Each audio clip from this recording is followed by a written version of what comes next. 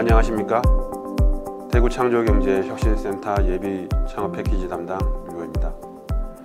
창업 지원 사업 안내 및 사업계획서 작성에 대해서 설명을 드리겠습니다. 21년 예비 창업 패키지의 주요 변경사항은 예산 사업 공고에서 일반 분야와 특화 분야가 같이 공고가 났다는 점이 작년과 가장 큰 차이라고 할 수 있습니다. 이제 표준사업계획서의 작성에 대해 알아보겠습니다.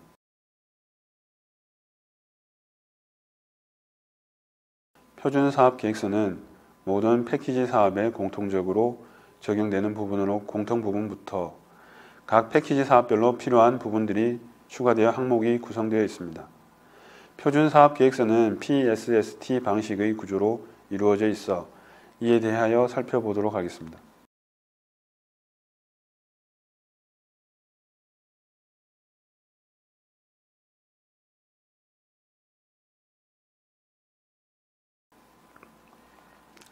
사업계획서의 작성 내용은 일반 현황 및 창업제품 개요 1페이지, 사업계획서 본문 내용으로 문제인식, 실현 가능성, 성장 전략, 팀 구성 이렇게 목차가 이루어져 있습니다.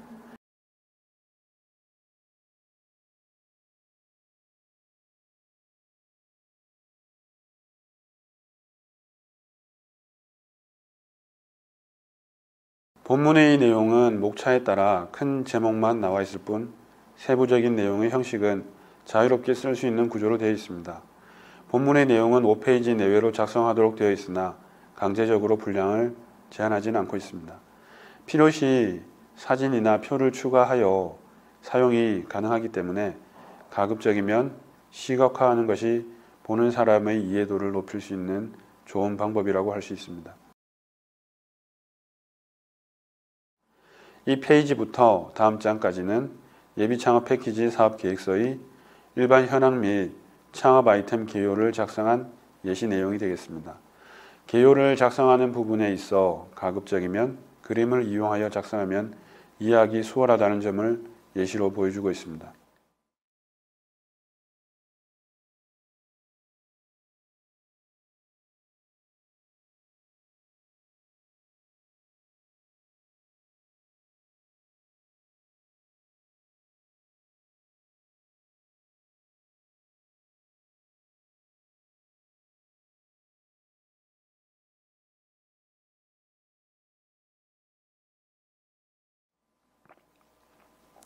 반면 창업 아이템의 차별성 부분에 있어 포지셔닝이 글로만 표현되어 있는 부분은 평가자에게 차별성을 부각시키기에 어려우며 애매하거나 모호하다고 느낄 수 있는 부분입니다. 그 외 차별성에 대한 내용들은 정리가 잘 되어 있으므로 전달 효과가 뛰어나다고 볼 수 있습니다.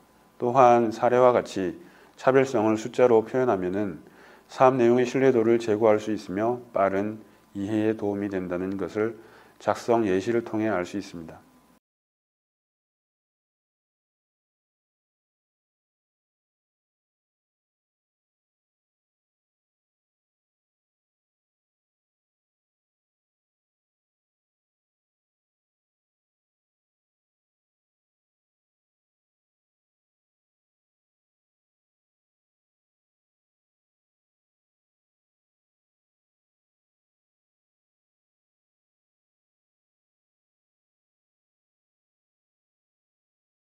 표준사업계획서의 개요 중 국내외 목표 시장에 대한 내용에서 B2C 시장의 진입 전략은 구체적인 전략을 제시 못하고 오히려 완성도가 떨어지는 느낌을 주고 있습니다. 흔히 얘기하는 말로 뜬구름 잡는 얘기 혹은 날아가는 소리라고 지적받는 부분이 이런 내용입니다. 근래 가장 많은 예비 창업자의 시작품 제작 형태 중 하나는 핸드폰에서 어플리케이션 제작하는 개발이 많습니다. 그런데 어플리케이션을 통해서 수익 방안이나 매출 전략에 대해서 물어보면 대부분이 앱스토어에서 나오는 수익 발생을 얘기합니다. 물론 그 자체가 틀린 얘기는 아니지만 앱스토어 등록을 통한 수익 발생은 모든 어플리케이션 제작자에게 공통적으로 나타나는 산출물의 형태이므로 대답을 하지 않은 것과 사실상 마찬가지입니다. 이런 점을 파악하여 기존의 수익 모델 대비 경쟁 우위에 있는 점, 하다못해 기존 모델과의 완전히 다른 점을 제시할 필요가 있는 것입니다. 그 외 사업 준비 과정에 대한 구체적인 사례들을 표현한 점이나 사용자 화면을 시각적으로 보여주고 서비스의 내용을 이미지로 만든 것은 사업의 전반적인 내용을 이해하기 용이하게 표현한 것으로 잘 작성한 것으로 볼 수 있겠습니다.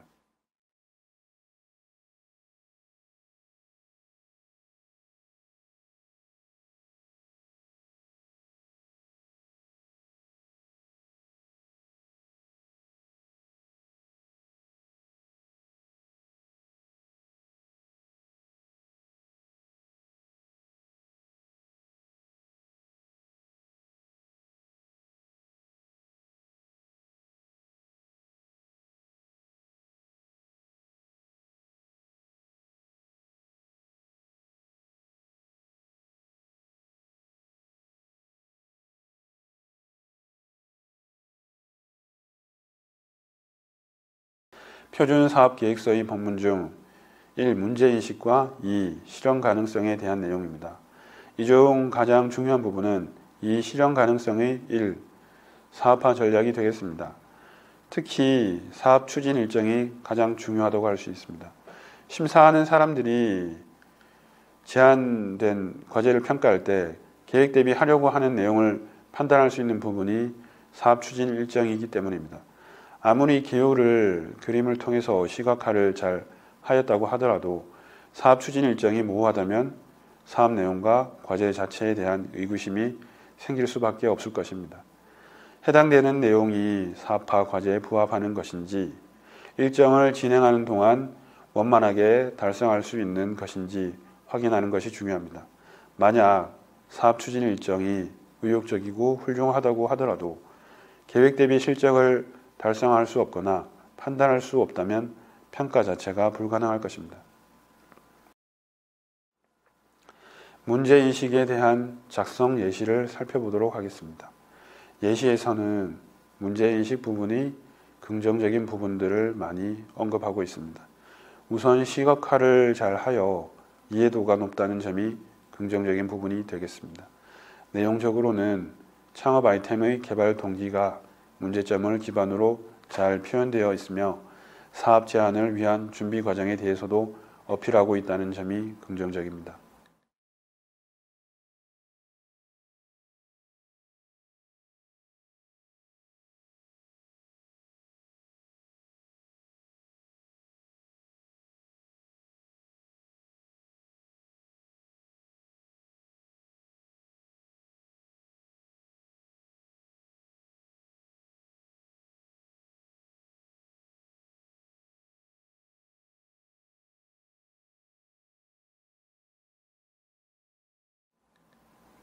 이 페이지는 창업 아이템의 목적을 작성한 예시입니다.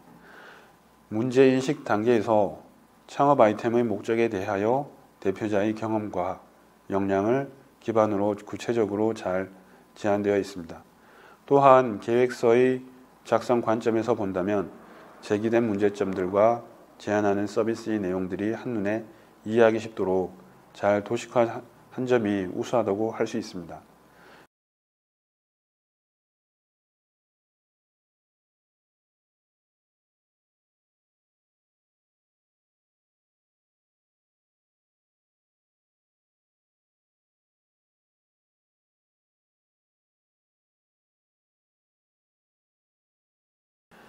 사업계획서의 실현 가능성 중 사업화 전략을 작성한 예시입니다. 작성한 예시는 사업의 아이템에 대하여 비즈니스 모델을 잘 도식화하여 이해하기 쉽게 나타내었습니다. 또한 실질적인 데이터를 기반으로 명확한 수익 모델을 제시하고 있는 점이 긍정적이라고 할 수 있습니다. 사업화 전략을 적을 때는 최대한 구체적으로 작성하는 것이 중요합니다.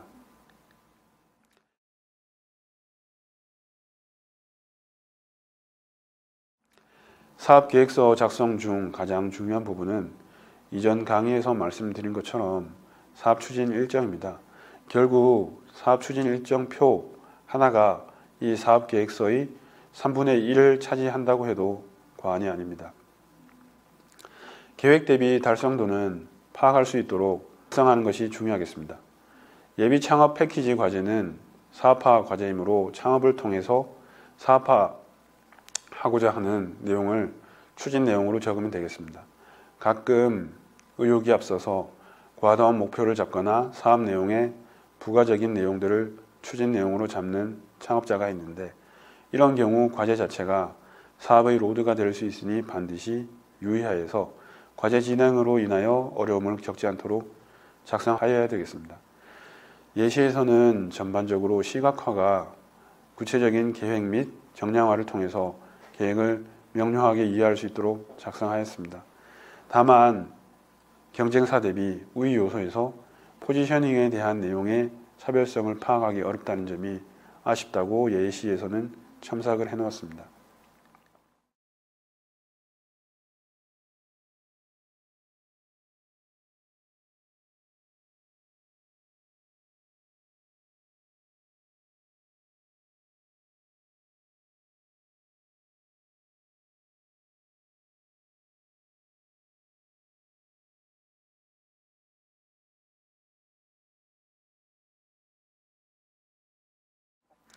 예시에서는 실현 가능성 중 시장 분석 및 경쟁력 확보 방안으로 경쟁사 대비 우위 요소와 함께 차별화 전략을 별도로 작성하였습니다. 차별화 전략에서 40% 저렴하다는 구체적인 수치를 제안하고 차별화 전략을 잘 정리하여 도식화했습니다. 가격 정책을 공격적으로 기존 대비 40% 이상 할인된 가격의 서비스가 가능하다는 목표라든지 서비스의 시각화 표현 등은 긍정적인 부분이 되겠습니다. 또한 가격을 40% 이상 할인된 방법으로 이용이 가능한 구체적인 방법을 구체적으로 제시한다면 더욱 설득력이 있을 것입니다. 반면에 경쟁력 확보 방안 중에서 차별화 전략을 작성하였는데 프리랜서 개인별 맞춤 관리에 대한 내용이 드러나지 않습니다. 서비스 제공에서 추상적인 형태의 표현으로 인하여 명확하지 못한 표현으로 구체적인 서비스에 대한 내용이 없다는 점은 아쉬운 점이라고 할 수 있습니다.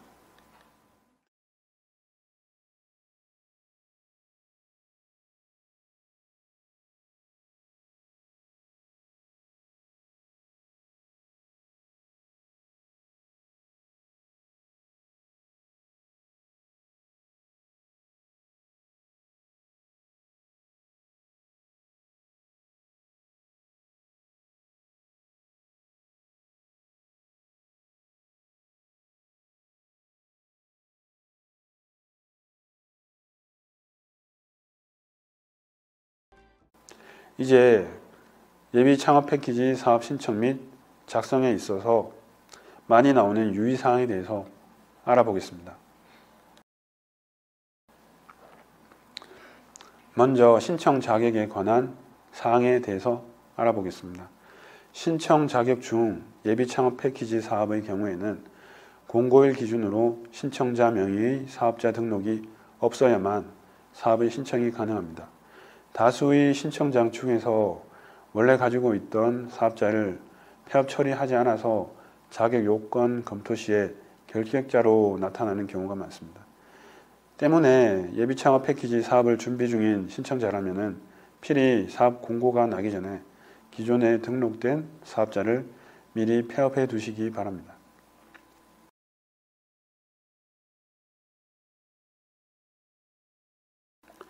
또한 신청 자격 중 신청자가 채무 불이행의 경우 지원 자격을 제한하고 있습니다. 하지만 신용회복위원회에서 프리워크아웃으로 채무 조정 합의가 된 예비 창업자의 경우 사업의 신청이 가능합니다. 때문에 채무 불이행에 해당되는 경우는 반드시 이 부분에 대해서 미리 서류 발급 가능 여부를 미리 확인해 두시기 바랍니다.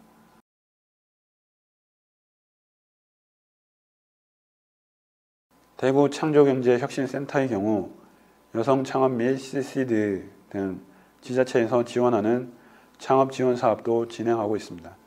이런 경우는 사업의 협약 기간이 중복되거나 기지원을 받았다고 하더라도 신청이 가능합니다.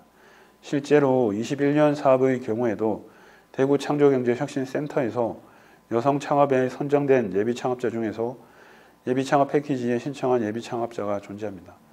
이런 경우는 신청 자격상 결격 사유가 있는 것은 아니지만 그렇다고 해서 내용상 무조건 선정이 가능하다고 볼 수는 없기 때문에 이 점을 유의해야 하겠습니다. 사업의 신청은 K-스타트업을 통해서 회원 가입 후에 진행이 됩니다.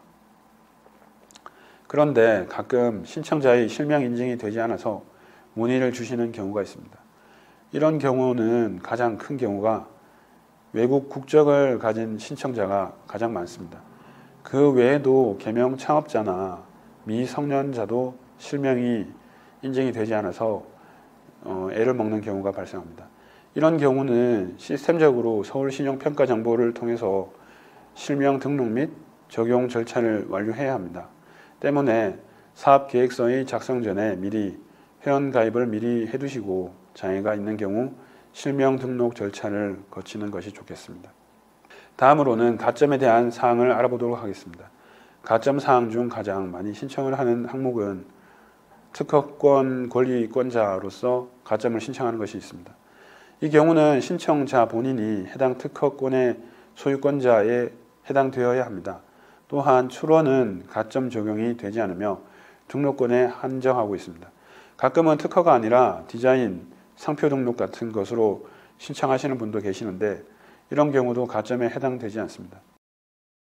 또한 특허의 발명자 자격으로 가점을 신청하는 경우도 인정이 되지 않으니 유의하시기 바랍니다.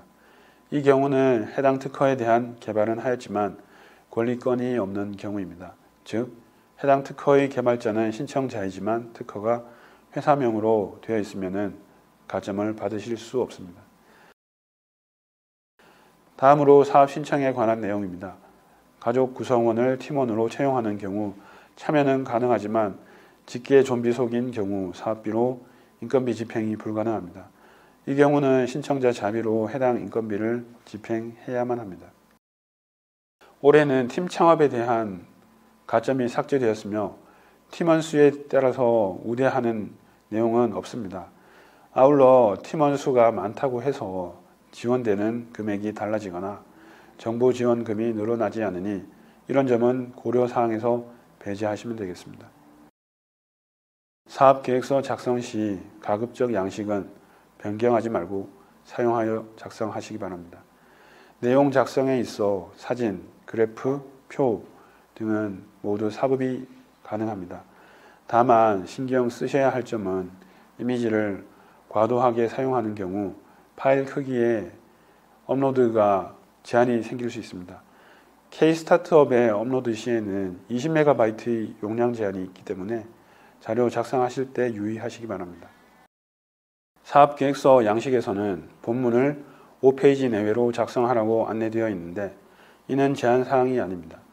다만 본문을 너무 많이 작성한다고 해서 선정에 도움이 되는 부분은 없으니 가급적이면 분량이 너무 많아지지 않도록 편집하시기를 바랍니다. 가끔 하나의 사업비 비목으로 사업계획서를 편성하는 것이 가능하냐고 물어보는 신청자가 계십니다. 물론 사업비 편성 시에 비목의 개수를 제한하지는 않습니다. 다만 사업비 계상이 한 가지 항목으로만 구성된다면 패키지 사업의 취지와 맞지 않을 가능성이 큽니다. 때문에 평가 시에 지원의 당위성에 대한 판단도 어려울 것이라고 판단이 됩니다. 인력의 고용은 채용의 형식을 갖추어서 인건비를 집행하는 것이 바람직합니다. 만약 프리랜서를 외주 용역의 형태로 쓴다면 이분이 개인 사업자를 등록한 상태여야만 외주 용역비 집행이 가능합니다.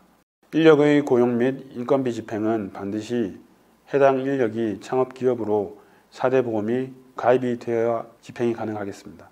공동대표자의 경우도 산재 및 고용보험 가입이 불가능하기 때문에 이런 경우에도 인건비 지급 대상에서는 제외됩니다.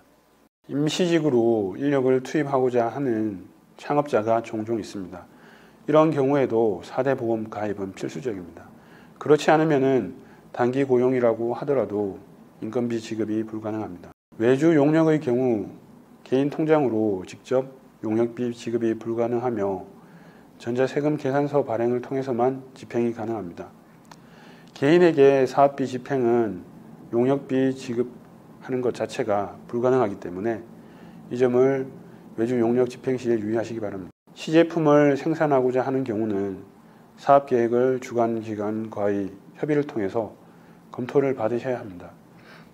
세부관리기준상 양산 목적의 금융제작비는 집행이 불가능하도록 명시되어 있기 때문에 대량의 시제품 제작은 지양하여야 합니다. 사업장 임대료는 협약 기간 내에서 집행이 가능합니다.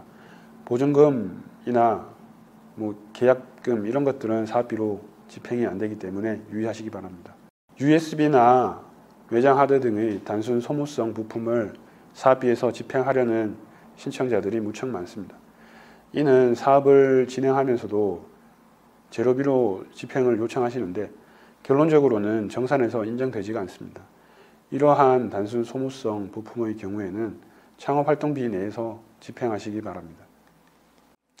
이로써 패키지 사업의 지원에 관련된 정보와 표준사업계획서 작성법 및 사업 신청 및 계산 과정에서의 유의사항에 대해서 알아보았습니다.